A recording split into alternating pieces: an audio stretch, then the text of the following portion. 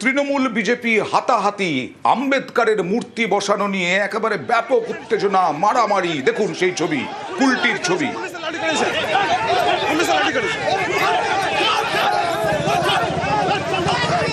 আসানসোলের কুলটির নিয়ামতপুরের ঘটনা। নিয়ামতপুর ইস্কো রোডের পাশে মূর্তি বসানোর উদ্যোগ, একই জায়গায় মূর্তি বসানো নিয়ে দুপক্ষের ঝামেলা। পরিস্থিতি নিয়ন্ত্রণে কুলটি থানার বিশাল পুলিশ।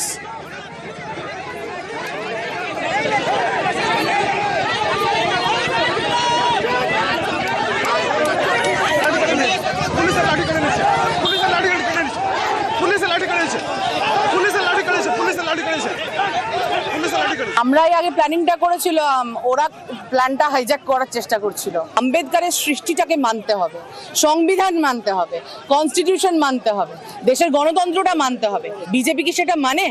আমাদের অনেক দিনের পরিকল্পনা ছিল আমাদের এই অঞ্চলে বাবা সাহেবের একটি মূর্তি আমরা স্থাপন করব।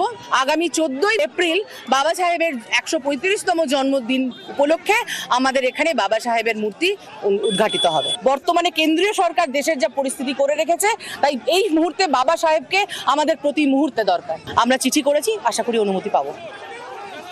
এরা বাবা সাহেবের বিরোধী লোক, যারা ওখানে একটা ফটো বসাচ্ছে, ওখানে বড় পোডিয়াম লাগিয়ে 6 ফুটের মূর্তি সেল লাগাচ্ছে। এতে আমাদের ওর বিজেপির কিছু যাওয়া আসা নেই। বিজেপি করে নেই, এটা সেল করছে।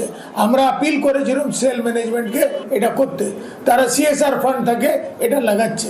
এতে তো পার্টি জল ঘোলার কোনো প্রশ্ন নেই। প্রশাসনকে জানিয়ে দিয়েছি, এভাবে যদি করেন বিজেপি নয়, ওই এসসি সমাজের লোক আসবে, তারা বুঝবে কিভাবে খেলা হয়।